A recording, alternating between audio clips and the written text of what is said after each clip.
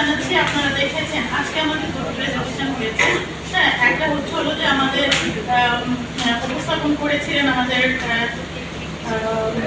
Georgia মৌখুশী সরকার, তিনি করেছিলেন এবং আমাদের বিএনএসকে থেকে, এবং আমাদের আরেকটা উপস্থাপনা করেছিলেন আমাদের বিএস থেকে আমরা দেখতে চাই। আপনারা মনে হয় দেখেছেন যে ওখানে বলা হচ্ছে যে মানে 2 পয়েন্ট হচ্ছে কাজের শুরু থেকে আমাদের আসলে একটা প্রধান যে দাবি ছিল সেটা হচ্ছে লোকজ শ্রমিকদের সময় অন্তর্ভুক্ত করা, এবং সেই সময় হয়েছিল। এবং সেই যাত্রা এখানে আপনারা দেখছেন আমাদের ডায়াসে, মানে আমাদের সাথে যে নেতারা আছেন এবং আমাদের সামনেও যারা আছেন, আপনারা অনেকেই কিন্তু একদম প্রত্যক্ষভাবে এই মানে কি আপনার আন্দোলনের সাথে আপনারা সরাসরি সম্পৃক্ত ছিলেন, এবং চূড়ান্তভাবে 2015 সালে দীর্ঘ 9 বছর পরে আমরা গৃহকর্মী সুরক্ষা ও কল্যাণ নীতিমালাটা পেয়েছিলাম, যেখানে আমাদের সরকার 11টা নির্দেশনা দিয়েছিল। কিন্তু 2015 সাল থেকে আমরা যদি 2026 সাল পর্যন্ত আসি, আমরা কিন্তু দেখেছি এই দীর্ঘ সময় গৃহ শ্রমিক অধিকার প্রতিষ্ঠান নেটওয়ার্ক আপনাদের সবাইকে, সব মেম্বার সংগঠনকে নিয়ে আপনার মানে কি আপনার রাস্তায় আমরা কাজ করেছি, এবং এট দ্য সেম টাইম আমরা সরকারের পলিসি লেভেলে যেন আপনার দেন দরবার করা যায় সেই জন্য হচ্ছিল যে আমরা রাউন্ড টেবিল কনফারেন্স ওয়ার্কশপ আমরা এগুলো যেরকম করেছি, আবার আমরা সেই একই সাথে সমাবেশ আন্দোলনও করেছি। তারপরে দেখা গেল যে আপনার এই যে 2026 সালে আপনার এপ্রিল মাসে আপনারা দেখেছেন আমাদের যে সময়ের অধ্যাদেশ যেটা আপনার হয়েছে, সেখানে হচ্ছিল সেই অধ্যাদেশের মধ্যে আমাদের গৃহ শ্রমিকদেরকে অন্তর্ভুক্ত করা হয়েছে, এবং সেই অন্তর্ভুক্তিটা 3টা অধ্যায়ের জন্য করেছে, যেটা আপনারা আমাদের দক্ষিণ ইন্ডিয়ার প্রেজেন্টেশনে দেখেছেন। একটা হচ্ছিল যে ক্ষতিপূরণ যে বিষয়টা আছে, কর্মক্ষেত্রে কাজ করার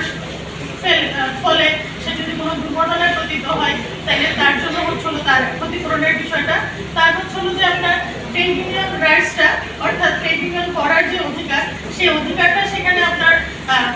বলা হয়েছে, এবং তার বিরোধ নিষ্পত্তির যেই জায়গাটা সেই জায়গাটা করা হয়েছে। কিন্তু আমরা যদি বলি যে একটা শ্রমিক যে সে যে শ্রমিক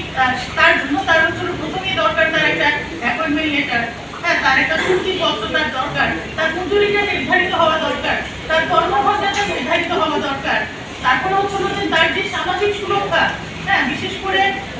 আপনার হচ্ছিল আমাদের দেশে যে বয়স্ক হওয়ার পরে কিন্তু আসলে আমাদের দেখা যাচ্ছে সামাজিক নিরাপত্তার কোনো আপনার বলয় নাই, যার মাধ্যমে পৃথিবীর অন্যান্য দেশে আমাদের লোকজনরা যেভাবে তারা তাদের আপনার হচ্ছিল বয়স্ক ভাতা পান, আমাদের বাংলাদেশে কিন্তু আসলে তাদের জন্য সেই ধরনের সামাজিক নিরাপত্তা বলয়টা আমাদের বাংলাদেশের জন্য নাই। আর যারা হচ্ছিল সময় না অন্তর্ভুক্ত নাই, তাদের ক্ষেত্রে তো আরো সামাজিক নিরাপত্তা আপনার হচ্ছিল কি বলবেন আপনার উপভোগ করার কোনো সুযোগ নাই। তো এই সব কিছু বিবেচনা করে আমরা আজকে যে আইনটা পেয়েছি, আইনের যে 3টা জায়গায় শ্রম আইনের অন্তর্ভুক্তি পেয়েছি, সেই অন্তর্ভুক্তিটা ধরে আপনারা ইতিমধ্যেই শুনেছেন যে অলরেডি আমাদের শ্রম বিধিমালা তৈরি করার জন্য আমাদের গণপ্রজাতন্ত্রী বাংলাদেশ সরকার ইতিমধ্যেই একটা কমিটি করে দিয়েছেন 5 সদস্য বিশিষ্ট, যেখানে আমাদের ট্রেড ইউনিয়ন নেতৃবৃন্দ সম্পৃক্ত আছে। তো নেটওয়ার্ক এখন যে কাজটা করছে সেই কাজটা হচ্ছে হলো যে আপনার এই যে বিধিমালাটা তৈরির জন্য আমরা এখন হচ্ছে হলো কাজ শুরু করে দিয়েছি, এবং আমরা সেটা সম্পূর্ণ করার পরে আমরা আপনাদের সাথে আসলে এটা বড় পরিসরে আবার একটু আলোচনা করে নিয়ে